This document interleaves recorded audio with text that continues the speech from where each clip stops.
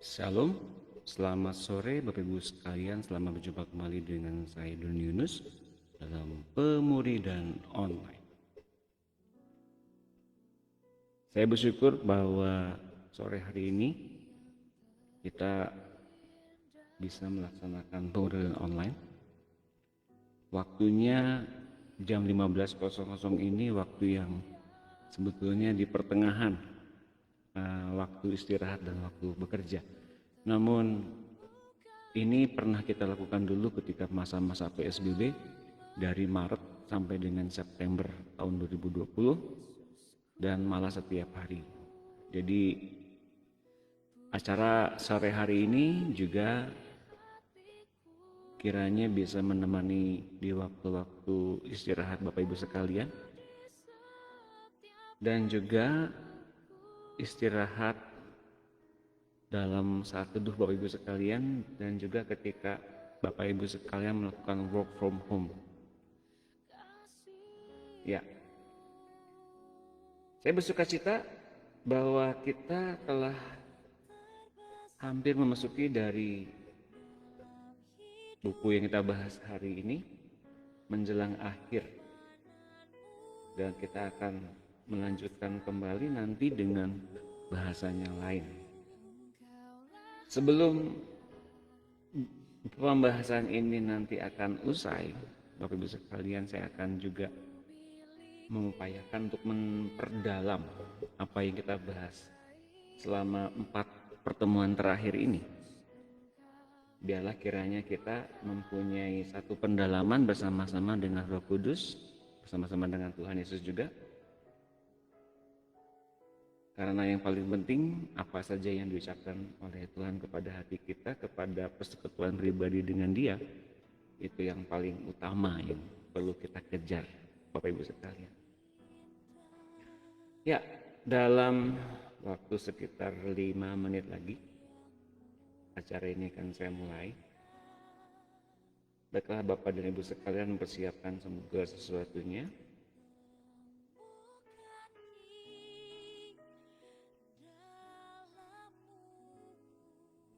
Oke, saya akan membagikan acara ini ke berbagai tempat. Saya juga membagikan acara ini ke rekan-rekan dan sahabat yang saya kenal.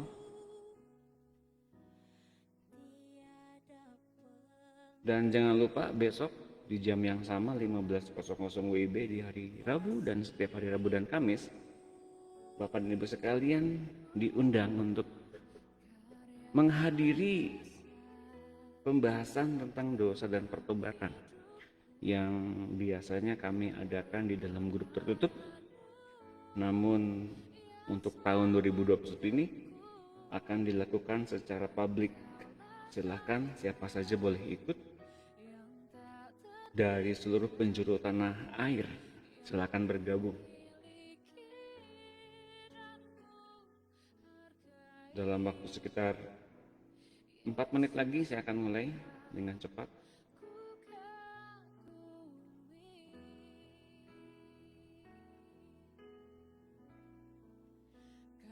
Ya.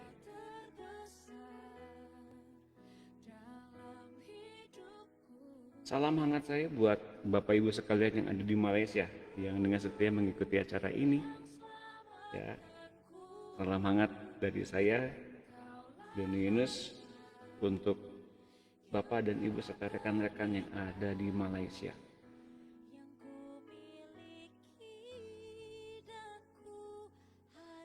Baik, dalam waktu 2 menit lagi, Bapak dan Ibu saya persilakan untuk menyediakan catatan, juga Alkitab, serta alat tulis untuk kita semua bisa mengikuti acara ini dan mendalami secara pribadi apa-apa saja yang sedang dinyatakan oleh Tuhan secara pribadi kepada kita. Ya, sesegera mungkin. Sesaat lagi saya akan mulai.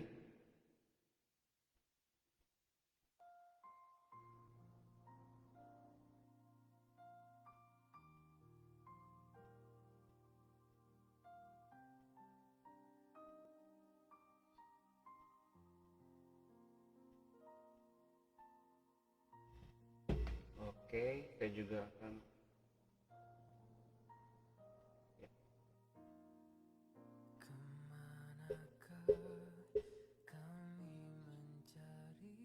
Beberapa saat lagi saya akan mulai, Bapak Ibu sekalian. Ya. Pembahasan sore hari ini seperti yang tadi saya bilang adalah pembahasan yang membahas kembali sambungan dari apa yang saya bagikan sepanjang malam kemarin. Dan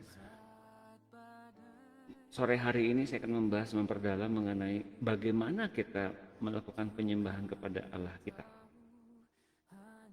Jadi ini akan saya bahas.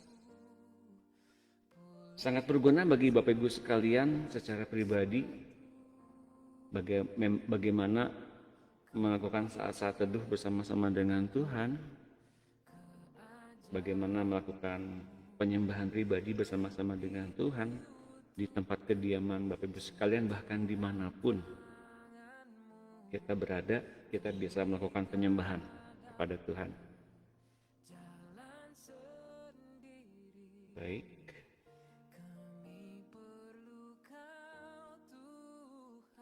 Seperti yang saya janjikan, beberapa saat lagi acaranya akan saya mulai.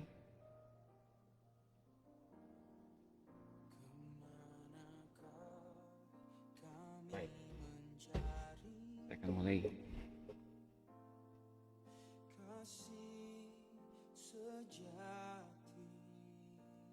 Ya.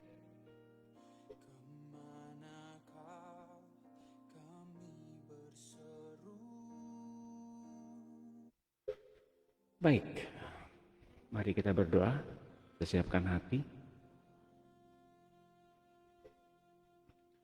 Terima kasih Tuhan Yesus akan setiap hal yang Kau siapkan bagi kami, atas setiap berkat pemeliharaan-Mu yang ajaib yang Kau perbuat bagi setiap kami yang mengasihi-Mu. Kami mau mendalami setiap perkataan-Mu ini Tuhan. Kami mau praktek di dalamnya dan kami mau mengerjakan bagian-bagian kami. Dan biarlah kebenaran itu memerdekakan kami sepenuhnya. Dan ajarkan kami beribadah seperti apa yang Kau inginkan. Hingga di setiap ibadah yang kami lakukan, itu sebagai penyembahan yang hidup. Dan menghidupkan Engkau di dalam hati kami, persekutuan-Mu yang hidup di dalam kehidupan kami. Hingga kami benar-benar menjadikan setiap aspek kehidupan kami menjadi kerajaan Allah yang sejati. Mari Tuhan berbicaralah sepanjang pertemuan ini. Ubahkan hati kami senantiasa agar kami punya hati seperti-Mu. Setiap yang belum disingkapkan Kau singkapkan oleh-Mu. Hingga kami mengerti dengan benar apa yang menjadi keinginan-Mu. Ajarkan kami beribadah. Karena kami terhubung dengan Roh-Mu. Kami juga terhubung dengan Bapa Sorgawi. Oleh Roh-Mu yang hidup itu. Di dalam nama Tuhan Yesus kami mengucap syukur. Haleluya. Amin. Baik. Ini adalah materi tentang beribadah. Sebetulnya bukan kita menyaingi gereja, bukan. Justru kita menghidupkan apa yang telah gereja hidupkan dalam diri kita secara pribadi. Bukan menyaingi artinya kita nggak usah pergi gereja, bukan. Tapi kita menjadikan diri kita ini betul-betul gereja yang hidup. Ketika kita masuk dalam perkumpulan, dalam komunitas, dimanapun tubuh Kristus berada, kita justru menjadi gereja yang hidup. Bagaimana kerajaan Allah menghidupkan aspek kehidupan kita, segala sesuatunya dibangun oleh firman. Segala sesuatunya dibangun oleh firman Tuhan Yesus sendiri. Nah, kalau ternyata dulu Paulus pernah bilang bahwa ia membiarkan dirinya tidak bisa menguasai diri untuk kepentingan dia, ini artinya dia membiarkan dia terpenjara atau tertawan oleh kuasa Roh Kudus. Hingga apapun yang ingin Roh Kudus lakukan dalam tubuhnya, Roh Kudus mengerjakannya dengan indah. Perlu adanya satu hal berupa transisi, bagaimana kita memahami kesadaran bahwa Roh Kudus mengambil alih tubuh seseorang, peran, pikiran, bahkan perasaan seseorang, hingga seseorang benar-benar tenggelam di dalam pribadi Roh Kudus, dalam karunia Roh Kudus, dalam hal-hal yang diberikan oleh Tuhan, hingga kita bisa menerimanya, mengertinya, dan menghidupinya secara natural. Jadi ada kalanya Bapak Ibu sekalian mungkin bahwa kita terjebak dalam pemahaman bahwa dalam penyembahan dengan Tuhan mesti begini, dalam berbahasa roh tuh mesti begini, di dalam karunia bermarifat mesti begini. Tapi ternyata itu semua dibangun oleh pengertian dan kesepahaman bagaimana Roh Kudus dan Tuhan Yesus mengambil alih hidup kita, tubuh kita, dan seluruh keberadaan diri kita, hingga kita akhirnya bisa membiarkan Tuhan memegang kendali penuh atas hidup kita. Paulus membiarkan dirinya dikuasai sepenuhnya oleh Roh Kudus dalam pelayanannya kepada Allah. Dan pernah dikatakan dalam Alkitab, ia lebih mementingkan ibadah daripada olahraga. Bukan berarti olahraga itu nggak penting. Saya menyenangi olahraga. Secara rutin saya berolahraga. Saya berolahraga fitness. Dan saya juga dulu adalah atlet. Saya tahu pentingnya olahraga, namun ketika dibandingkan dengan ibadah, tentu saja saya memilih untuk ibadah. Kalau pada satu waktu ketika saya berolahraga, Tuhan menginginkan saya beribadah, misalnya begitu.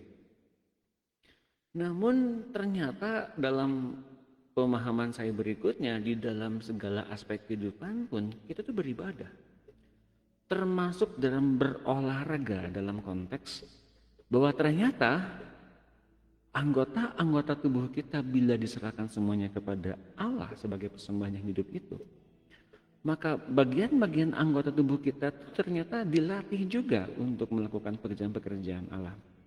Mungkin hal yang aneh terdengarnya dalam perkara seperti ini, namun ternyata dalam keseharian kita bersama-sama dengan Tuhan, ketika kita beribadah itu, kita melatih diri agar tunduk kepada yang namanya penundukan diri kepada Tuhan. Setiap anggota tubuh kita tanpa terkecuali.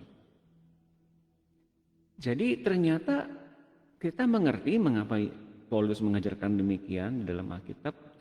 Dapat disimpulkan bahwa ibadah cara Paulus nampaknya mengandung unsur gerakan-gerakan yang menggantikan bentuk-bentuk olahraga. Mungkin pada waktu firman ini dibagikan oleh Paulus ketika ia mendapatkan hikmat mengajar orang-orang di sekeliling orang-orang Roma yang senang bergulat, yang senang atlet gitu ya, yang senang atletik, yang senang lempar lembing, yang senang melakukan olahraga tertentu pada masa-masa itu, seperti lempar lembing, tolak peluru, berlari, adu cepat, dan sebagainya. Ketika mengajarkan demikian, Paulus karena melihat antusiasme dan melihat kesenangan orang-orang Romawi pada saat itu kepada olahraga, kemudian dia mempunyai value, mempunyai nilai kebenaran lewat apa yang mereka lihat. Jadi Paulus menerapkan itu dalam kehidupan mereka sesuai dengan apa yang mereka sukai, mereka gemari. Paulus mengajarkan melalui itu semua. Lewat gerakan-gerakan olahraga kita pun bisa memuliakan Tuhan. Dan ketika Paulus memberikan pernyataan tersebut, yang terpenting bukan olahraganya sebetulnya, tapi bagi Roh Kudus diberikan kesempatan seluas-luasnya untuk menguasai seluruh tubuh kita. Sehingga bahkan gerak-gerik tubuh kita boleh sembarang waktu mengekspresikan kehendak Allah. Dan kalau kita memahami kesepahaman ini, gerakan-gerakan tertentu, kemudian kita gerak-gerik tertentu, kemudian pikiran kita yang menyatu dalam setiap gerakan-gerakan itu, ternyata Allah menghendaki adanya keselarasan dalam ibadah itu juga, maka janji-janji Allah diberikan. Tujuannya kalau dalam ibadah itu seperti itu, bahwa dalam setiap ibadah, dalam setiap penyembahan yang kita lakukan, di endingnya itu apa yang sedang difirmankan oleh Allah pada saat itu. Itu endingnya. Bukan untuk menyenangkan kita saja gitu ya. Karena kita sudah melakukan satu tindakan tertentu, tindakan profetik tertentu, maka semuanya sudah kita lakukan, bukan. Tapi dalam setiap ibadah yang kita lakukan, adakah pesan Allah di situ ketika kita melakukannya? Dalam 1 Timotius 4 ayat 8 dikatakan begini, latihan badani terbatas gunanya, tetapi ibadah itu berguna dalam segala hal karena mengandung janji, baik untuk hidup ini maupun hidup yang akan datang. Ibadah itu berguna dalam segala hal karena mengandung janji. Jadi di dalam ibadah pastikan bahwa kita mendapatkan setiap perkataan Allah, setiap firman, setiap rema yang datangnya dari Allah, karena dari situ mengandung janji tentang hari ini dan di masa yang akan datang. Dan bahwa kita boleh mengingatkan Tuhan akan hal ini di dalam setiap pertemuan-pertemuan kita selanjutnya, karena Allah pernah berfirman, maka kita berdoa kepada Allah kita dengan setiap perkataannya itu. Jika firmanku tinggal dalam dirimu, maka mintalah apa saja yang kau kehendaki, maka aku akan melakukannya. Terlebih dulu Tuhan mengucapkan firman-Nya, maka kita bisa mengucapkan itu di dalam doa kita. Dan dikatakan bukan saja di hidup yang akan datang, namun juga berguna untuk hidup di masa yang sekarang ini. Itu firman Tuhan katakan demikian yang diajarkan oleh Paulus. Jadi olahraga itu bukan berarti nggak boleh ya, boleh silakan, namun terbatas gunanya. Namun kalau kita menggantikan apa yang kita pikir itu bermanfaat dengan ibadah, dan prinsip-prinsipnya kita ketahui bahwa ternyata di dalam ibadah itu sebenarnya menjelaskan arti lebih dalam bagaimana kita membiarkan Roh Kudus memegang kendali penuh atas anggota tubuh kita tanpa terkecuali semuanya, maka semuanya itu kita dapatkan janji di dalamnya. Endingnya itu kita dapatkan satu pernyataan yang ilahi dari Tuhan. Dan ini yang dikatakan Paulus dalam 2 Korintus 5 ayat 13. Sebab jika kami tidak menguasai diri, hal itu adalah dalam pelayanan Allah. Artinya Roh Kudus memegang kendali penuh untuk berkata-kata, berpikir, mempunyai perasaan, hingga kita mempunyai ekspresi iman. Bahwa ketika Yesus mempersembahkan doa kepada Bapa, di dalamnya ada ratap, ada tangis, ada keluh kesah. Di dalamnya itu ekspresi iman, bagaimana ternyata mungkin bagi Yesus, kok murid-muridnya masih belum paham juga tentang tugasnya dia ke muka bumi ini. Dan memang benar, masih belum memahami sepenuhnya. Maka nanti saya akan bagikan itu di dalam pembahasan selanjutnya. Nanti di bawah saya akan bahas mengapa kemudian kita betul-betul membiarkan Roh Kudus mengambil alih, agar setiap hal yang kita rasa kita tidak mampu, kita bisa atur, kita bisa hidup di dalam setiap rencana Tuhan. Rasanya kita tidak mampu menggenapi rencana Tuhan, rasanya kita tidak bisa mempunyai kekuatan seperti itu, tidak punya pengharapan seperti itu, rasanya kita banyak kecewa. Maka biarkanlah Roh Kudus mengambil alih setiap kelemahan-kelemahan itu, kemudian biarkanlah Ia berkata-kata di dalam hati kita. Nah, kita pegang perkataan itu. Satu hal yang membuat saya terbangkitkan roh saya dalam satu pernyataan yang saya dapatkan sepanjang hari ini. Bila kita begitu mudah percaya kepada omongan orang, begitu mudahnya kita percaya kepada tulisan seseorang dimanapun, di surat kabar, di media sosial, terlalu banyak percaya ketika banyak informasi yang masuk, gitu ya.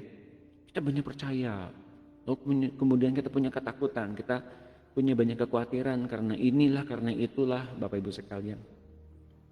Karena kita kemudian bisa semudah itu percaya, maka jalan terbaik adalah mulailah membaca Alkitab Anda.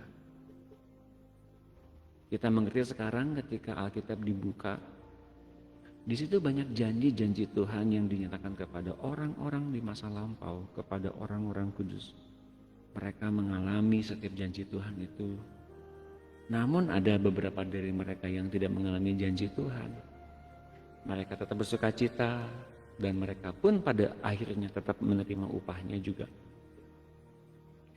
Nah, Bapak Ibu sekalian, kita sekarang hendaknya lebih mempercayai pada setiap perkataan Tuhan. Perkataan Tuhan itu seperti satu hal yang memastikan kita untuk kita hidup di dalamnya, hidup di dalam rencananya. Hanya kita mungkin berat kepada hal yang membuat kita terikat kepada dunia, kepada hal yang kebendaan, kepada hal yang masuk akal. Dan saya mau katakan ketika kita melakukan hubungan dengan Tuhan lewat peribadatan yang benar-benar dipimpin oleh Roh Kudus senantiasa, ini individual sebetulnya. Secara individu kita nggak bisa menilai itu kurang dalam menyembahnya, itu kurang roh sebetulnya, nggak seperti begitu. Karena yang paling tahu kita dengan Tuhan secara individu. Ketika kita mendapatkan setiap hal yang dari Tuhan itulah maka roh kita dibangkitkan. Roh kita mengalami pengharapan, roh kita mengalami penyatuan sungguh-sungguh dalam rencana Tuhan itu. Hingga akhirnya kita mempunyai perspektif yang lebih jelas kepada setiap janji-janji Tuhan. Dan menjadi masuk akal. Mengapa? Roh yang di dalam diri kita selain membantu berdoa, juga membantu untuk meyakinkan kita untuk mudah percaya dan mudah melakukannya, serta mudah taat. Makanya saya bilang dua ayat ini di dalam 1 Timotius 4 ayat 8 dan 2 Korintus 5 ayat 13 kita lakukan sungguh-sungguh, maka kita akan mempunyai ibadah yang penuh dengan kuasa. Karena yang terjadi Tuhan melawat secara individu. Bukan melawat secara korporat saja, tapi yang Ia inginkan melawat secara individu. Bapak Ibu sekalian mengerti ya? Nah, kita akan masuk kepada bagaimana kalau beribadah itu disertai dengan berpuasa dan berdoa. Berpuasa itu merupakan salah satu bentuk ibadah agar seseorang boleh memusatkan hati di dalam doanya kepada Allah. Dalam ibadah seperti ini, Roh Kudus memberi pengarahan kepada hamba-hambanya untuk tugas dan pengutusan di dalam pelayanan mereka. Jadi untuk kita lebih fokus kepada tugas pelayanan kita sehari-hari atau secara khusus kita mengadakan satu event, ya, satu acara yang spesial, misalnya KKR gitu. Setiap hamba Tuhan beribadah dengan berpuasa dan berdoa. Beribadah berpuasa berdoa ini adalah berupa beribadah yang diisi hanya dengan beribadah berupa berpuasa dan berdoa saja. Nah, kita lihat dulu ayatnya ya. Kisah 13 ayat 2. Pada suatu hari ketika mereka beribadah kepada Tuhan dan berpuasa, berkatalah Roh Kudus, khususkanlah Barnabas dan Saulus bagiku untuk tugas yang telah kutentukan bagi mereka. Lalu mereka berpuasa dan berdoa. Dan setelah meletakkan tangan ke atas kedua orang itu, mereka membiarkan keduanya pergi. Nah, Bapak Ibu sekalian, ternyata murid-murid itu melakukan puasa dan berdoa untuk fokus kepada pilihan Tuhan. Untuk fokus bagaimana Barnabas dan Paulus itu melakukan pekerjaan-pekerjaan Tuhan. Apa yang Tuhan kehendaki kepada kedua orang ini, Tuhan hidup dalam diri mereka. Dan didukung oleh teman-teman mereka juga. Nah, itu merupakan satu tugas yang diberikan kepada hamba-hamba Tuhan dan Tuhan menyertai mereka. Namun, mengapa masih berpuasa dan berdoa? Agar kehendak Tuhan turun, agar kehendak Tuhan secara sensitif dapat mereka terima, dan setiap apapun yang mereka kerjakan, mereka melihat Tuhan mengerjakannya terlebih dulu. Bapak Ibu sekalian, kalau kita melakukan berpuasa dan berdoa secara rutin ketika diinstruksikan oleh Roh Kudus, maka sesungguhnya kita akan semakin lebih tajam dalam pimpinan Roh Kudus. Kalau di dalam kisah di Matius 9 beberapa tempat dikatakan bahwa murid-murid Yohanes dan orang-orang Judaism, orang-orang Yahudi, mereka berpuasa 2 kali seminggu, diduga puasanya Senin dan Kamis. Mereka 2 kali seminggu puasanya, dan ketika mereka melihat murid-murid Yesus nggak berpuasa, mereka bertanya kepada Tuhan Yesus, mengapa murid-muridmu tidak berpuasa sedangkan kami berpuasa? Di dalam Matius 9 ayat 15 ya. Jawab Yesus kepada mereka, dapatkah sahabat-sahabat mempelai laki-laki berduka cita selama mempelai itu bersama mereka? Tetapi waktunya akan datang mempelai itu diambil dari mereka, dan pada waktu itulah mereka akan berpuasa. Secara tersendiri saya akan bahas ini nanti setelah di akhir acara, karena ini mendalam, saya akan bagikan. Kisah 14 ayat 23, di tiap-tiap jemaat rasul-rasul itu menetapkan penatua-penatua bagi jemaat itu, dan setelah berdoa dan berpuasa, mereka menyerahkan penatua-penatua itu kepada Tuhan yang adalah sumber kepercayaan mereka. Jadi mereka melakukan puasa untuk memilih, untuk menetapkan jabatan-jabatan bagi orang-orang yang di dalamnya dipilih oleh Tuhan langsung. Mereka meminta persetujuan dari Tuhan. Ya. Nah, bagaimana orang Kristen berpuasa? Pada umumnya, pertama-tama kita harus menetapkan dahulu berapa lama kita hendak berpuasa. Ada yang melakukan itu sehari puasanya, 3 hari, seminggu, 21 hari atau 40 hari, tergantung beratnya beban persoalan yang kita hendak bawa kepada Tuhan. Berbagai cara orang berpuasa, ada yang tidak makan dan tidak minum sama sekali seperti yang dilakukan oleh Ratu Esther. Namun cara ini sebaiknya, kalau saya boleh sarankan, tidak melebihi 3 hari karena ada bahaya pelengketan usus kalau terlalu lama. Jadi ini saya sarankan sebaiknya tidak melebihi 3 hari.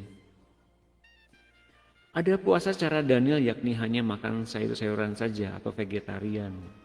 Ada puasa di mana orang tak makan apa-apa tapi minum air putih saja. Diduga Tuhan Yesus berpuasa seperti cara itu. Atau sebagai pengganti air putih ada yang meminum jus buah tanpa gula. Itu nggak ada masalah sebetulnya. Silakan saja menurut kemampuan kita. Yang penting berpuasa dan berdoa saja. Itu isinya. Nah, jadi kalau misalnya 40 hari berdoa berpuasa, namun di tengah-tengahnya mungkin ada kegiatan-kegiatan yang lain. Nah, saya nggak bilang itu salah sih. Cuman kalau saya berpuasa Sabtu Minggu nggak diganggu oleh siapapun, hanya kepentingan yang mendadak saja yang perlu saya kerjakan. Nah, Sabtu Minggu itu saya misalnya jam 2 ke jam 3 puasanya dari Sabtu malam gitu ya. Terus cari kehendak Tuhan, berpuasa berdoa, jam 2 jam 3 kemudian buka, puasa lagi sampai hari Minggu. Jam 2 jam 3 buka lagi. Seperti gitu biasanya. Nah, Bapak Ibu sekalian boleh mencontoh seperti itu. Nah, saya hanya meminum air putih saja, itu pun kalau haus ketika berpuasa Sabtu Minggu itu. Dan yang penting endingnya dapat firman Tuhan apa? Pak, kalau begitu saya lakukan yang begitu tuh nggak usah berpuasa juga nggak apa-apa dong Pak. Ya silakan. kalau ada yang berpikir seperti begitu silakan saja, nggak ada masalah. Namun yang diharapkan dari itu semua kita mendapatkan firman Tuhan yang mendalam. Pendalamannya lebih penting Bapak Ibu sekalian, bukan saja kita mengikuti secara ritual puasanya, secara betul-betul kita mengikuti acara gerejawi misalnya begitu ya, atau saran dari orang-orang, atau kita punya masalah lalu kita punya keinginan untuk dipaksakan Tuhan jawab. Enggak seperti begitu sebetulnya.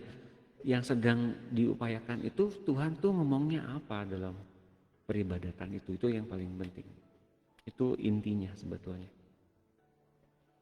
Jadi dengan kita meniadakan ikatan-ikatan dengan segala hal dalam waktu yang singkat itu, coba kita lihat bahwa ternyata Tuhan tuh banyak ngomong gitu loh. Tuhan tuh banyak ngomong di dalam segala hal kelemahan-kelemahan kita. Di dalam segala hal yang kita tuh nggak mampu bekerja untuk menguasai masalah, untuk menyelesaikan masalah-masalah itu sendiri.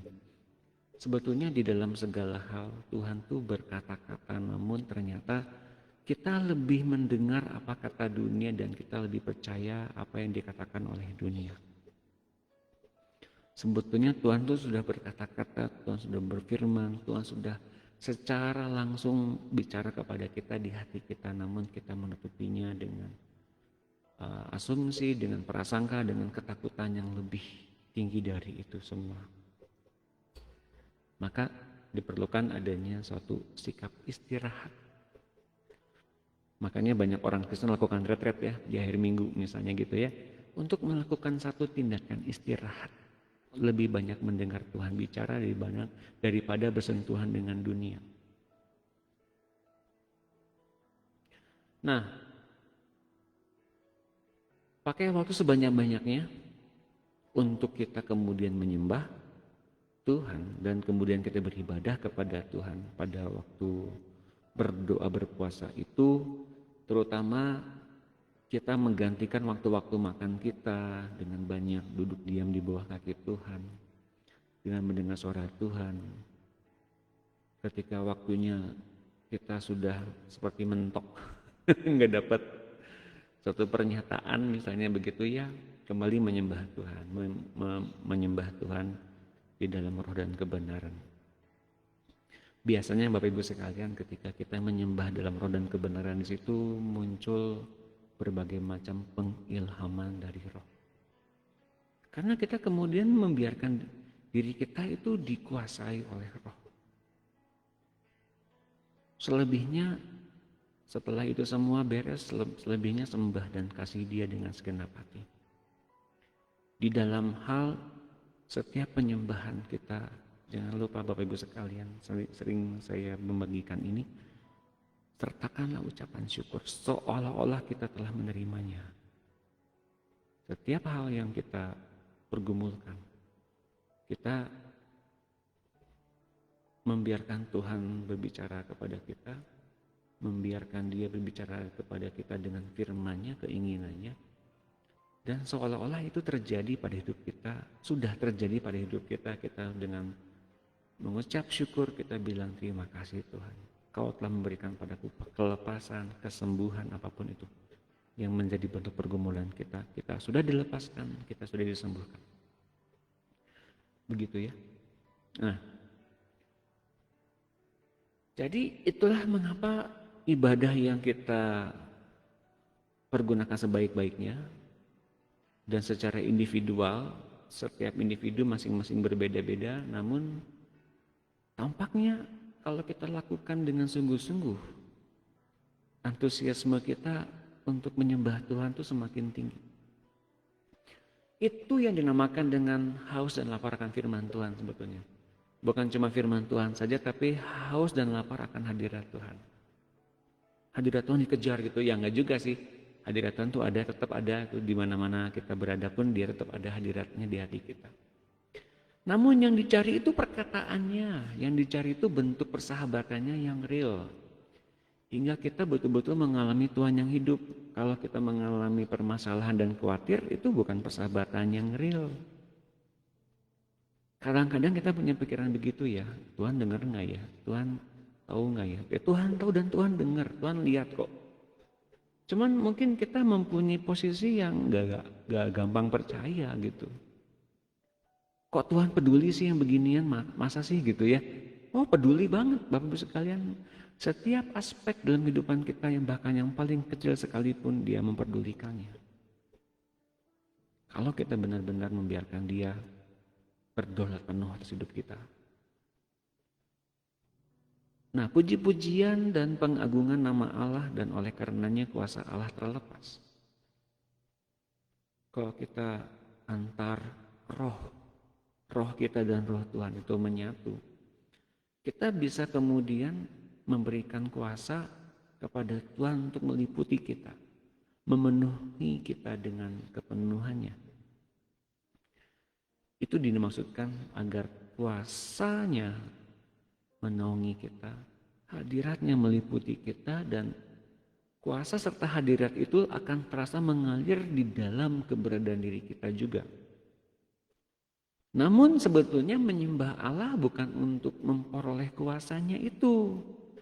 Karena ketika kita terlahir menjadi anak Allah oleh pribadi Yesus, kita sudah menerimanya sebetulnya.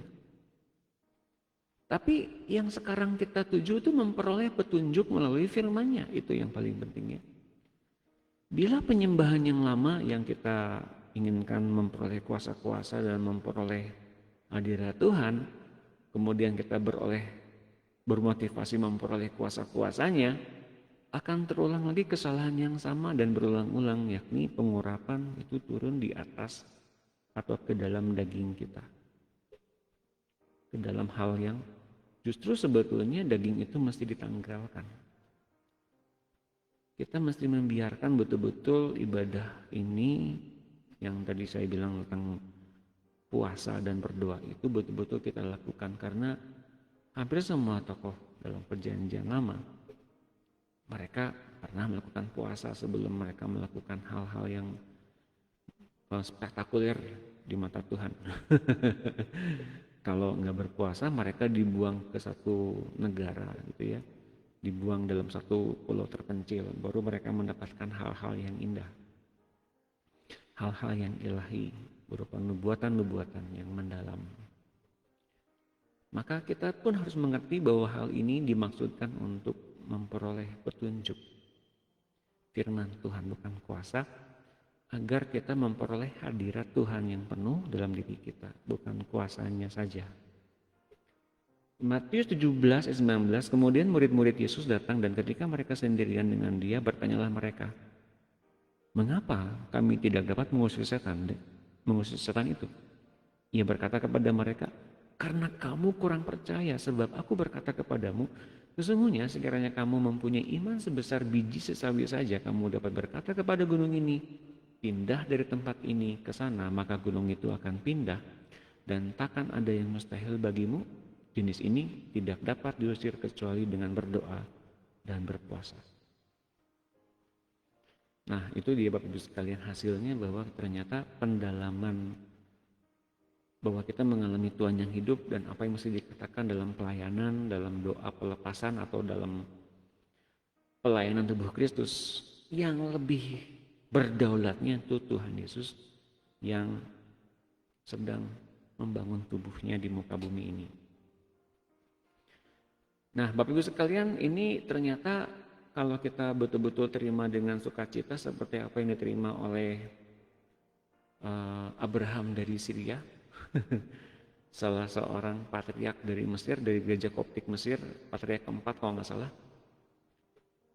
Gara-gara firman ini dia benar-benar dipakai Tuhan luar biasa untuk memindahkan gunung. Yang mindahin gunungnya siapa? Ya Tuhan sendiri.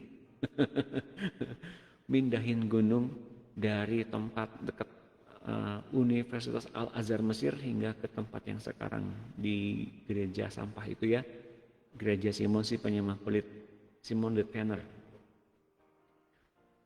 Ketika mendapatkan ayat ini, barangkali itu metafora memindahkan gunung masalah, tapi ternyata kalau firman Tuhan itu mengguide kita atau memberikan satu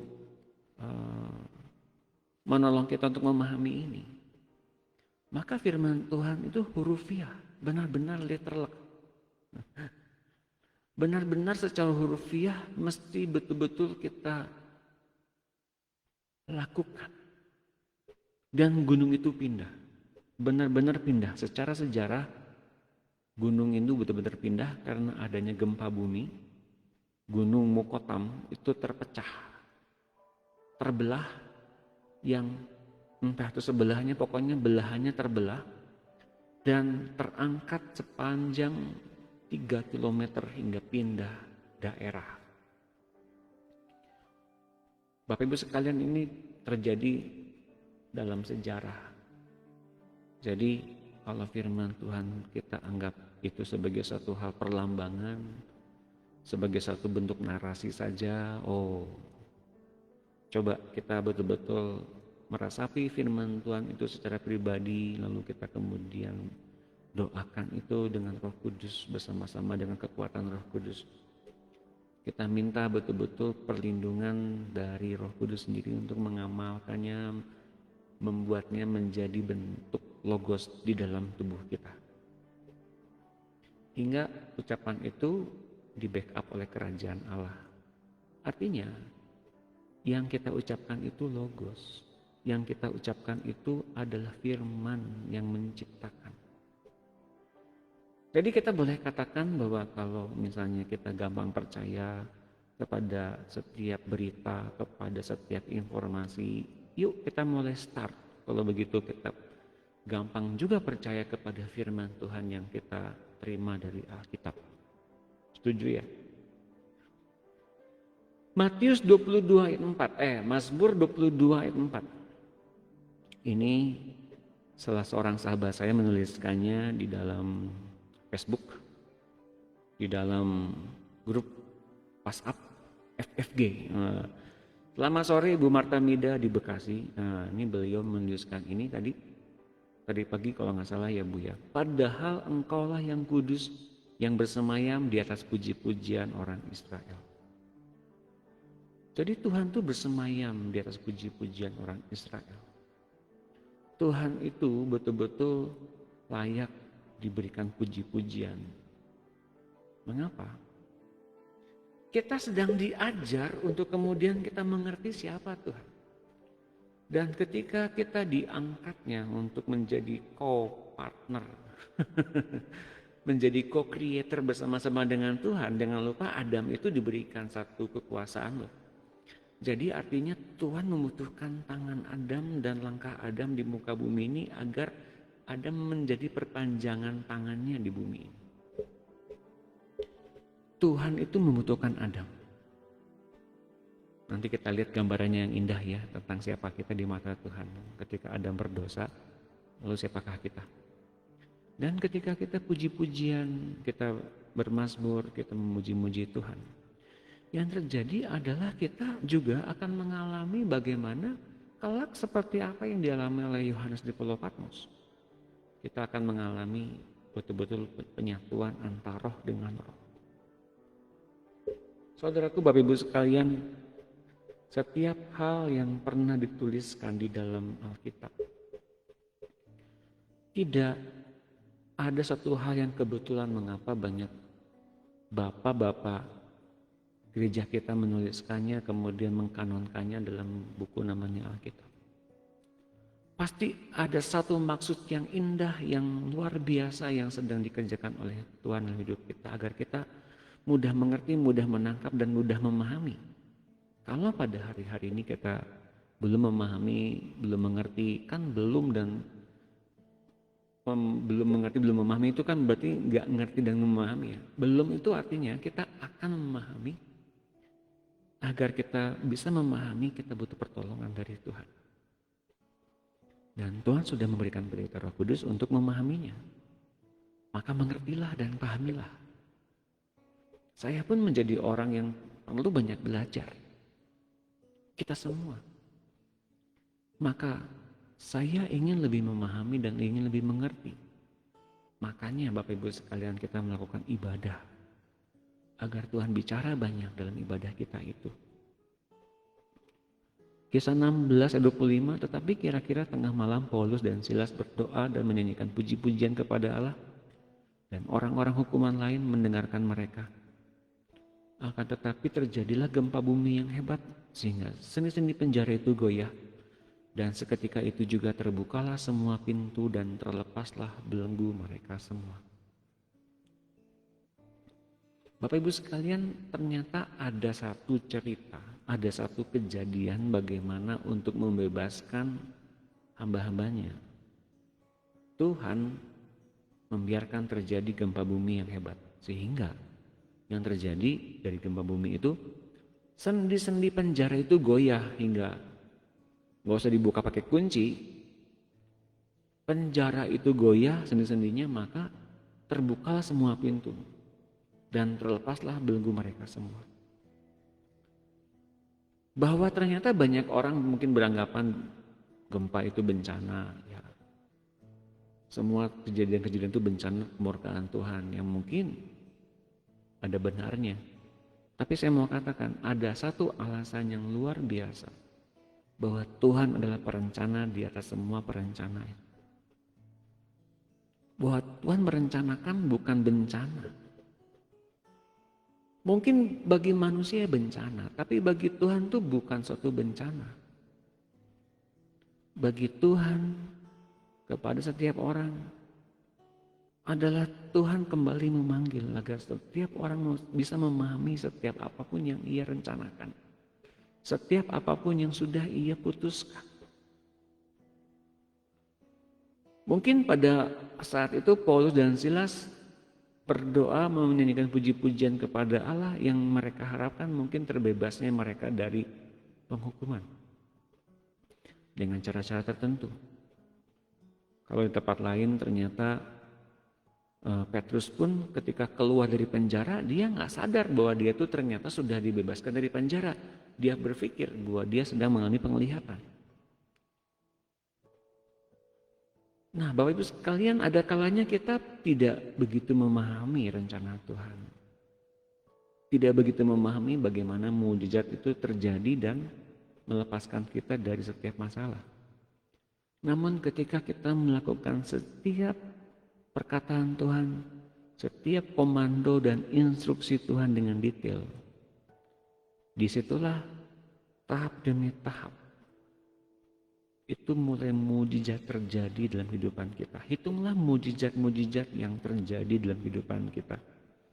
Saudaraku, Bapak Ibu sekalian, bila Bapak Ibu sekalian mengalami yang namanya kekurangan, mengalami yang namanya krisis finansial, mulailah bersyukur akan setiap hal yang kita terima setiap pagi atau ketika sedang demam pada hari ini, sedang sakit. Bahwa indera penciuman kita masih bagus. Kita bisa merasakan bahwa hujan itu deras, hujan itu turun, aroma hujan itu kecium. Atau ketika seseorang masak di pagi hari gitu ya, kecium aromanya gitu ya. Itu kita masih merasakan bahwa kita itu masih punya indera penciuman. Ketika kita bangun kita masih merasakan tubuh kita masih bugar, masih sehat. Hal-hal seperti itu perlu kita syukuri. Itulah langkah-langkah mujizat yang sebenarnya. Bapak Ibu sekalian, mulailah kita mengucap syukur dari hal-hal yang paling kecil. Dan itulah mujizat-mujizat yang kita harus terima. Itu mujizat dari Tuhan. Saya percaya ketika kita melakukannya dengan setia setiap hari, ada berbagai rangkaian mujizat di luar sana yang akan kita hadapi bersama-sama dengan Tuhan karena kesetiaan kita bersyukur kepada Tuhan. 2 Tawarik 20-22, ketika mereka mulai bersorak-sorai dan menyanyikan nyanyian pujian, dibuat Tuhanlah penghadangan terhadap Bani Amon dan Moab dan orang-orang dari pergunungan Seir yang hendak menyerang Yehuda sehingga mereka terpukul kalah. Ini pada zaman Yosafat, kalau tidak salah, Yosafat betul-betul memimpin orang-orang Yehuda untuk menyembah Tuhan. Yosafat itu anak Hizkia, anak Asa ya. Kemudian betul-betul memimpin penyembahan bangsanya kepada Tuhan. Amon dan Moab ini benar-benar mengancam mereka. Namun Amon dan Moab ini benar-benar dibuat bertempur satu sama lain ketika mereka hendak menyerang kerajaan Yehuda. Dan mereka terpukul kalah. Ini Yosafat. Mulailah ucapan syukur seperti apa yang dilakukan oleh orang-orang di zaman lampau. Mereka tidak melihat ancaman sebagai ancaman yang mematikan mereka. Kalaupun mereka melihatnya demikian. Tapi pada akhirnya mereka mengambil langkah menyembah Tuhan, memuji Tuhan, beribadah kepada Tuhan. Hingga firman Tuhan sampai agar mereka mempunyai pengharapan, agar mereka bertahan dan mereka betul-betul melihat Tuhan memenangkan mereka.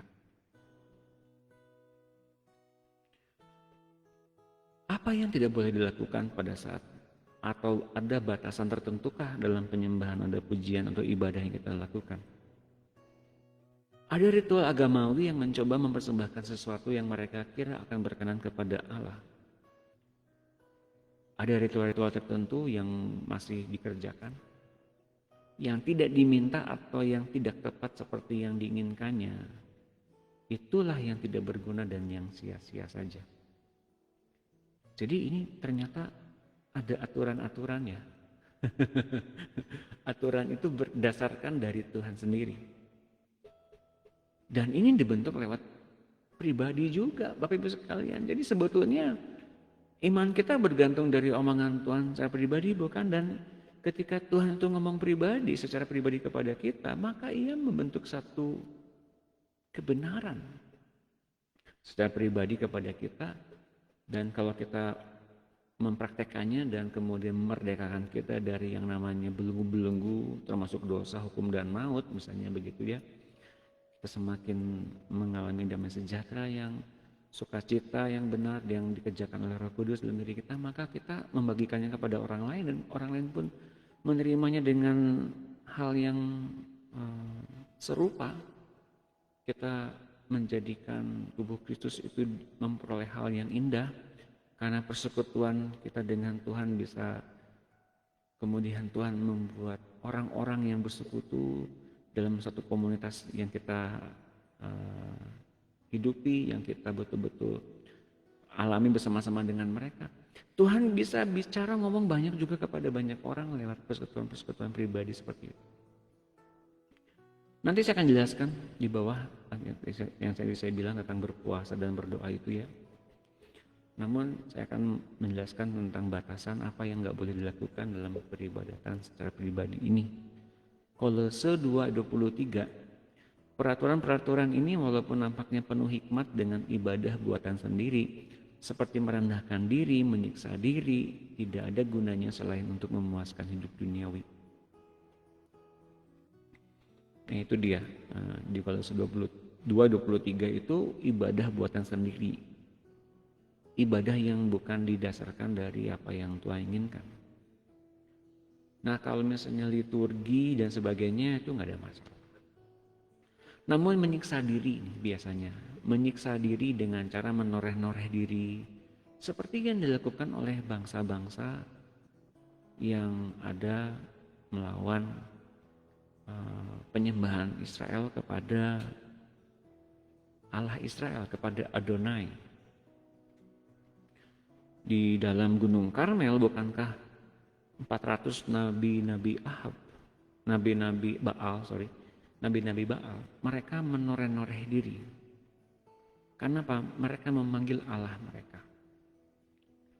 Nah, ini yang ditanamkan di dalam diri kita.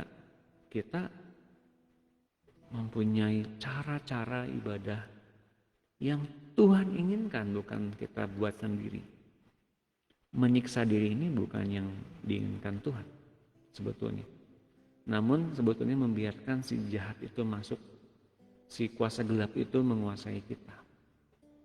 Ya, hati-hati Bapak Ibu sekalian, menoreh-noreh diri itu seperti merajah tubuh seseorang hingga sebetulnya bentuk penghormatan kepada orang-orang yang telah meninggal sebetulnya. 2 Timotius 3:5, secara lahiriah mereka menjalankan ibadah mereka. Tetapi pada hakikatnya mereka memungkiri kekuatannya. Jauhilah mereka itu. Di ayat tersebut kita mengetahui bahwa ternyata secara jelas ibadah itu mempunyai kekuatan. Kekuatan seperti apa yang tadi saya bilang? Kekuatan akhirnya kita bertemu pewahyuan dari Tuhan. Apa yang diomongkan Tuhan kepada kita itu merupakan satu wahyu, pewahyuan yang kita dalami secara pribadi dulu, kemudian jika itu memerdekakan kita dengan kebenaran dan nilai kebenarannya, maka kita layak untuk membagikannya kepada orang lain. Terlebih dulu mungkin keluarga kita ya, keluarga kecil, keluarga inti, lalu kemudian kepada orang-orang yang kita kasih. Ibrani 10:25 ini penting.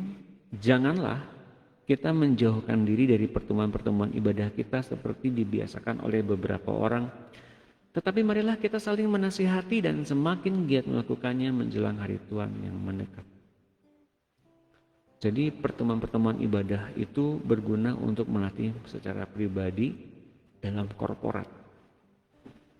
Meskipun pertemuan-pertemuan ibadah yang dilakukan secara korporat dalam gereja itu secara ramai-ramai, namun bentuk peribadatannya itu secara individu masing-masing berhadapan dengan Tuhan. Maka kalau ada yang kemudian kata orang ramai sendiri, ngeroh sendiri, yang ada masalah. Yang jadi masalah kalau dalam peribadatan seperti itu banyak orang menilai dan banyak orang melihat orang sedang dilawat oleh Tuhan, dan maka bagi orang yang belum dilawat oleh Tuhan bahkan mungkin wah berlebihan, wah lebay gitu ya misalnya begitu. Enggak boleh seperti begitu Bapak Ibu sekalian. Justru kita kemudian mempunyai satu bentuk pertanyaan kepada Tuhan. Tuhan, kalau Engkau melawat dia, lawat juga aku. Itu yang kita lakukan. Dalam pertemuan-pertemuan ibadah yang dilakukan oleh tubuh Kristus, oleh gereja, kita menjadi semua individu, semua tubuh Kristus yang bergabung dalam satu gereja itu kita mengalami secara individu lawatan Tuhan secara bersama-sama. Nah, kalau kita menjauhkan diri dari pertemuan-pertemuan itu, kalau kita menjauhkan diri dari setiap lawatan Tuhan, kan sayang. Jangan dibiasakan seperti dibiasakan oleh beberapa orang. Tuh ayatnya bilang begitu ya. Tetapi marilah kita saling menasihati, saling membangun satu sama lain, mengingatkan bahwa ternyata bahwa di dalam pertemuan-pertemuan ibadah itu Tuhan bicara banyak. Tuhan bekerja luar biasa. Semakin giat melakukannya, kita akan terus-menerus mengingatkan satu sama lain karena menjelang kedatangan Tuhan yang kedua kali semakin dekat. Baik doa maupun puji-pujian, sukacita, dan kemudian ada kalanya kita mempunyai ekspresi iman yang berbeda-beda di hadapan Allah ketika kita penyembahan. Juga ada ucapan bibir kita, misalnya berbahasa roh atau bermazmur memuji-muji Tuhan. Roh Kuduslah yang mempersiapkannya. Itu ya yang paling penting ya. Demikian pula tubuh kita sebagai persembahan yang berkenan, Dia pula yang menguduskannya. Roma 8:26. Demikian juga Roh membantu kita dalam kelemahan kita sebab kita tidak tahu bagaimana sebenarnya harus berdoa. Saya pun masih punya pikiran begitu Bapak Ibu sekalian. Saya tidak tahu bagaimana harus berdoa. Jadi doa yang kita obrolin, yang kita bicarakan kepada Tuhan adalah doa yang otentik, doa yang original, doa yang bukan dari contekan dari doa orang lain, karena doa bersifat individu ya. Namun yang kita pelajari di sini, tetapi Roh sendiri berdoa untuk kita kepada Allah dengan keluhan-keluhan yang tidak terucapkan. Saya senang dengan edisi New English Translation. Luar biasa ayatnya bilangnya begini. Tetapi Roh Kudus mewakili kita berhadapan dengan Allah dengan ekspresi iman. Bukan soal perkataannya saja, bukan soal tata bahasanya, bukan soal bagaimana narasinya yang baik begitu, bukan. Tapi Roh Kudus mewakili kita dengan ekspresi iman. Dengan ekspresi bagaimana gestur tubuh kita, bagaimana tubuh kita itu dikendalikan penuh oleh Roh Kudus. Mewakili sukacita, mewakili kelepasan, mewakili pengharapan yang dikerjakan oleh Roh Kudus, masing-masing berbeda. Kemudian pada tingkat tertentu mungkin ada yang menari-nari, ada yang bernubuat, ada yang kemudian mendoakan orang lain. Itu ekspresi iman yang dikerjakan oleh Roh Kudus dan itu sah-sah saja. Namun semua dikerjakan oleh Roh Kudus dengan tertib. Tidak akan ada kekacauan di situ kalau benar-benar Roh Kudusnya yang bekerja. Asal kita mengerti ini, bahwa kita mempunyai satu submission kepada Tuhan secara masing-masing. Ya. Dalam Ibrani 13:15, sebab itu marilah kita oleh Dia senantiasa mempersembahkan korban syukur kepada Allah, yaitu ucapan bibir yang memuliakan namanya. Jadi Roh Kuduslah yang mempersiapkan ucapan bibir. Roh Kuduslah yang mempersiapkan kita untuk berdoa. Roh Kuduslah yang mempersiapkan kepada kita korban syukur. Ayatnya ngomongin gitu. Sebab itu marilah kita. Semua kumpulan itu, misalnya semua kumpulan dalam peribadatan. Sebab itu marilah kita oleh Dia. Jadi Roh Kudus atau Tuhan Yesus mewakili setiap individu mempersembahkan korban syukur kepada Allah. Yaitu setiap individu mengucapkan satu ucapan syukur yang memuliakan namanya, nama Allah. Jadi kita sedang dipimpin dalam satu peribadatan yang luar biasa penuh dengan kuasa. Bagaimana Roh Kudus hadir di situ sebagai Roh yang menolong kita untuk berdoa dan beribadah kepada Allah. Nah, Bapak Ibu sekalian mengerti ya mengapa saya membuat kontennya judulnya ibadah yang penuh dengan kuasa. Ini bukan suatu aturan yang betul-betul yang paling benar gereja ini, bukan. Tapi masing-masing individu yuk kita mulai membentuk bahwa Roh Kuduslah yang mewakili kita berdoa. Roh Kudus yang menolong kita berdoa. Yesaya 61 ayat 3, untuk mengaruniakan kepada mereka perhiasan kepala ganti abu. Jadi abu yang berupa tanda berkabung diganti dengan perhiasan kepala. Tanda kita memenangkan semua perkabungan kita, pergumulan kita. Minyak untuk pesta ganti kain kabung. Minyak untuk pesta, itu artinya kita merayakan kemenangan peperangan dan sebagainya. Kita sukacita bersama-sama dengan Tuhan, ganti kain kabung. Nyanyian puji-pujian ganti semangat yang pudar. Kalau engkau punya semangat yang lemah karena melihat yang keadaan yang begini, ya coba engkau puji-pujian. Coba engkau menyanyikan puji-pujian, menyanyikan lagu Mazmur yang kau bisa lagunya yang sederhana saja. Kemudian nyanyi berulang-ulang. Minta Roh Kudus untuk memimpin ibadah yang kita lakukan secara pribadi itu agar benar-benar diwakili oleh Roh Kudus. Supaya orang menyebutkan mereka. Artinya bahwa kita yang melakukannya itu kemudian disebutkan sebagai apa? Pohon terbantin kebenaran tanaman Tuhan untuk memperlihatkan keagungannya. Ini yang saya bilang ketika kita menyembah Tuhan. Tuhan kelak sedang mempersiapkan kita. Dan sudah mempersiapkan kita sebetulnya untuk menjadi pembawa kemuliaan Tuhan atau Christophorus. Pembawa kemuliaan Tuhan bila kita memang sering bermengucap syukur, sering bermazmur, sering puji-pujian, karena kita dipenuhi Roh Kudus, kita diwakili oleh Roh Kudus, segala ekspresi iman kita diberikan kekuatan oleh Roh Kudus, maka yang terjadi adalah kita dijadikan oleh Tuhan sebagai pohon terbantin kebenaran. Pohon terbantin adalah pohon yang tahan badai, mau sekuat apapun badai yang hadir mengangkat pohon yang lain bisa, tapi mengangkat pohon terbantin nggak bisa. Bahkan di tanah-tanah yang kering sekalipun si akarnya bisa sampai ke dalam tanah dan mencari air sendiri. Tanaman Tuhan untuk memperlihatkan keagungannya.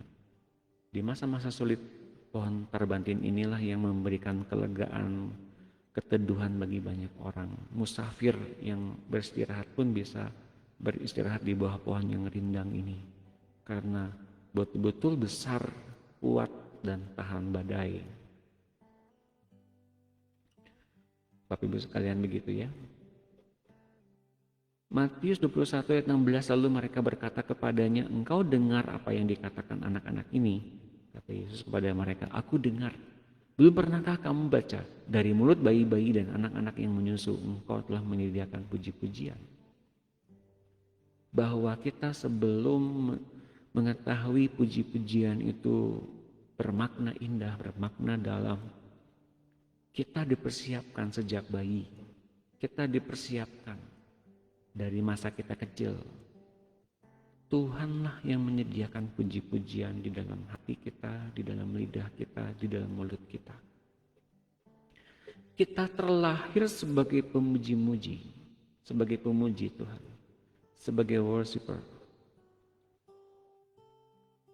Jadi secara natural itu ada di hati kita. Entah itu suara kita bagus apa tidak, itu relatif, itu pandangan orang. Tapi di hadapan Tuhan, engkau punya nilai yang berharga. Di hadapan Tuhan, engkau sedang dijadikan sebagai pohon terbantin yang menyatakan keagungan Tuhan. Jadi jangan pedulikan dulu suaramu bagus apa tidak. Mulailah mengucap syukur, memuji Tuhan dan bermazmur. Ya. Nah, ayat yang terakhir. Roma 11 ayat 36, sebab segala sesuatu adalah dari Dia dan oleh Dia dan kepada Dia, bagi Dialah kemuliaan sampai selama-lamanya. Sejak kita memahami ini, semuanya disediakan, dikerjakan, dan dipenuhi oleh Allah di dalam diri kita. Jadi jangan takut untuk kita melakukannya sebebas-bebasnya, biarlah Allah yang menguasai kita. Biarlah Roh Kudus yang betul-betul berdoa bagi kita, mewakili kita dengan ekspresi imannya. Bila kita hendak memuji bermazmur, biarlah suaramu terdengar oleh sorga, jangan dalam hati. Ya, oke. Pendalaman yang tadi saya akan janjikan, yang sudah saya janjikan ini akan saya bahas dalam Matius 9:15 mengatakan begini. Jawab Yesus kepada mereka, dapatkah sahabat-sahabat mempelai laki-laki berduka cita selama mempelai itu bersama mereka? Tetapi waktunya akan datang, mempelai itu diambil dari mereka dan pada waktu itulah mereka akan berpuasa. Ini pertanyaan yang dialamatkan kepada murid-murid Yesus dan Yesus sendiri dari pertanyaan murid-murid Yohanes Pembaptis dan murid-murid dan dari para penganut Judaism. Kok kami berpuasa kalian tidak? Nah gitu ya. Nah Tuhan Yesus kemudian ngomongin soal bagaimana sahabat laki-laki ini tepatnya sebagai bridegroom. Sahabat mempelai laki-laki berduka cita selama mempelai itu bersama dengan mereka. Kan nggak mungkin berpuasa, kan nggak mungkin berduka cita. Nah kalau mempelai itu diambil, maka pada waktu itulah mereka akan berpuasa. Itu kata Tuhan Yesus. Mungkin nggak menjawab, makanya Tuhan Yesus menjawab kemudian meneruskannya dalam ayat 16. Tidak seorang pun menambahkan secari kain yang belum susut pada baju yang tua. Karena jika demikian, kain penambal itu akan mencabik baju itu, lalu makin bersalah koyaknya. Begitu pula anggur yang baru tidak diisikan ke dalam kantong kulit yang tua. Karena jika demikian kantong itu akan koyak sehingga anggur itu terbuang dan kantong itu pun hancur. Tetapi anggur yang baru disimpan orang dalam kantong yang baru pula dan dengan demikian terpeliharalah kedua-duanya. Menarik sekali cara penyampaian Tuhan Yesus karena di dalam cara penyampaian Tuhan Yesus itu mengandung ajaran yang dalam kalau kita melakukannya bersama-sama dengan Roh Kudus. Jadi kalau kita membaca satu ayat, jawaban Yesus seperti nggak nyambung gitu ya. Itulah saat kita bertanya kepada Roh Kudus karena masing-masing murid-murid Tuhan Yesus itu betul-betul belum memahami sepenuhnya yang diajarkan Tuhan Yesus. Maka alangkah baik kalau kau pergi karena penolong yang lain itu akan tersedia bagimu kalau aku pergi, kata Tuhan Yesus. Jadi artinya kalau ternyata kita benar-benar belum memahami perkataan Tuhan dengan sungguh-sungguh, ini saatnya pada kita untuk meminta bantuan dari penolong yang lain yang dipersiapkan oleh sorga, yaitu Roh Kudus. Dengan terpisahnya Yesus dari murid-muridnya, terpisahnya itu artinya Yesus kemudian diculik, disalibkan, meskipun bangkit dari kematian. Namun kemudian dia bangkit ke sorga, dia duduk di sebelah kanan Allah Bapa.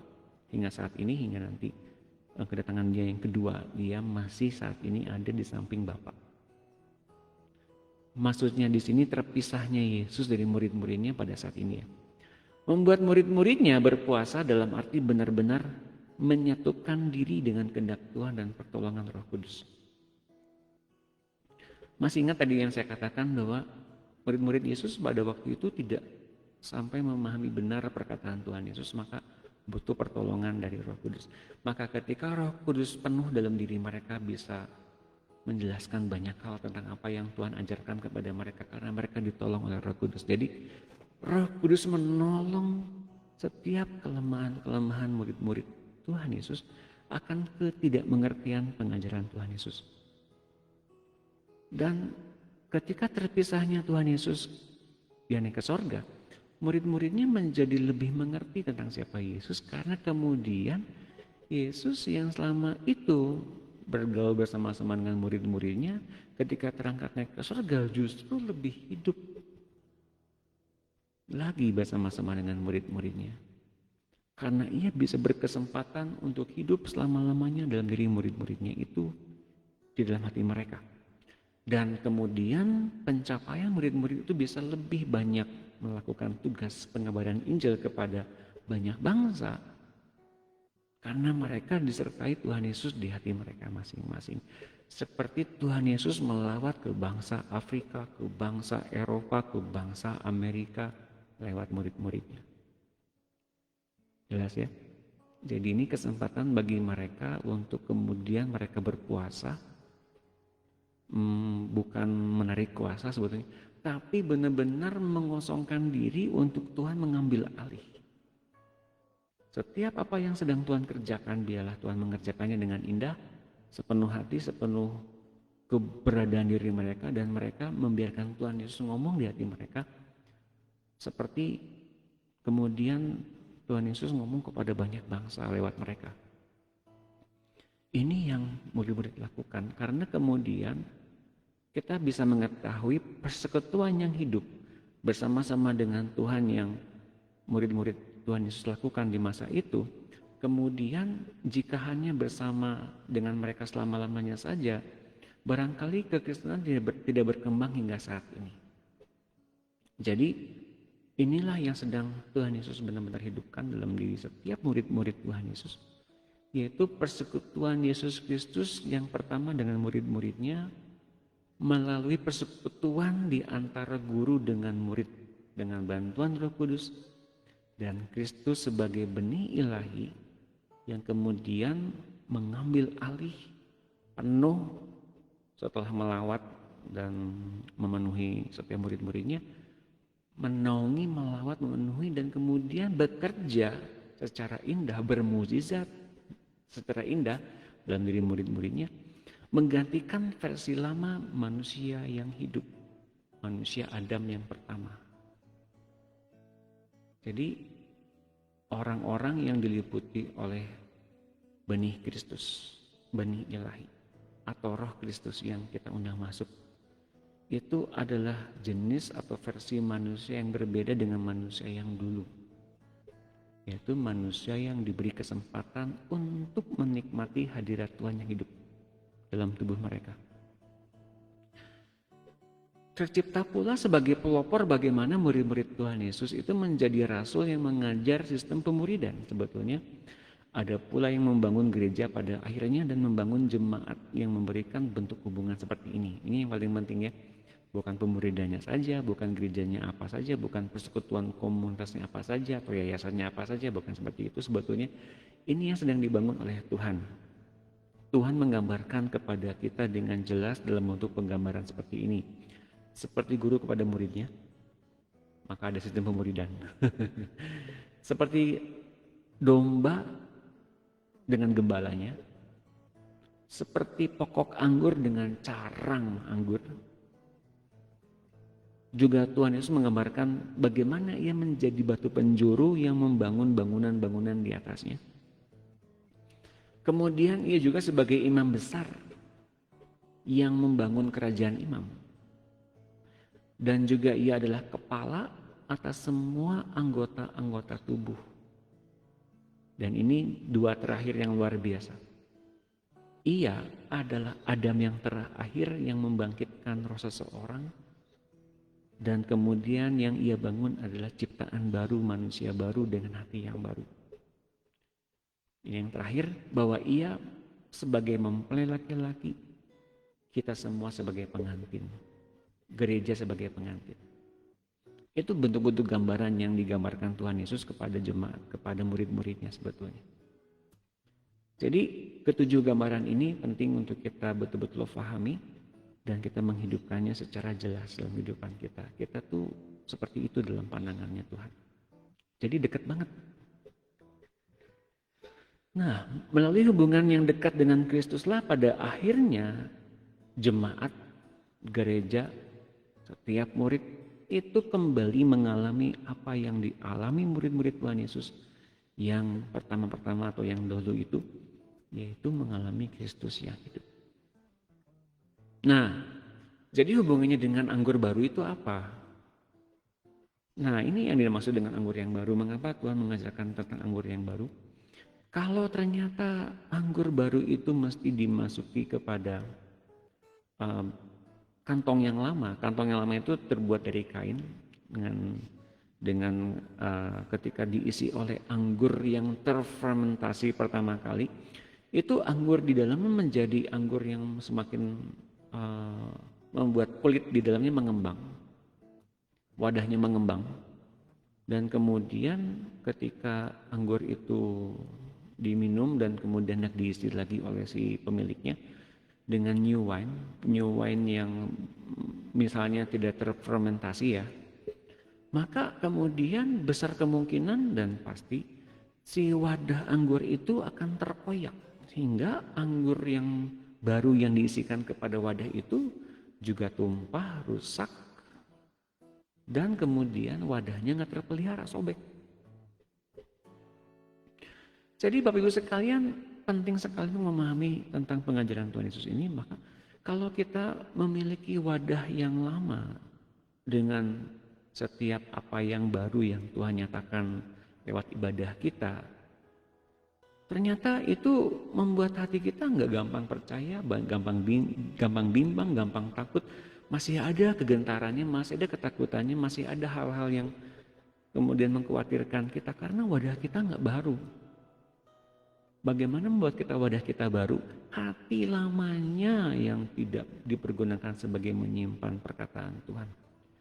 Kalau hati yang baru kita pergunakan untuk menerima dari Tuhan secara fresh, hari demi hari, waktu demi waktu, setiap saat kita dituntun di dalam penyembahan dan kita dituntun di dalam pewahyuan pengajaran yang baru yang datangnya dari Tuhan yang dibantu oleh Roh Kudus, maka kemudian kita mengalami yang bisa dikatakan ketika anggur baru itu dicurahkan kepada wadah yang baru, kedua-duanya terpelihara.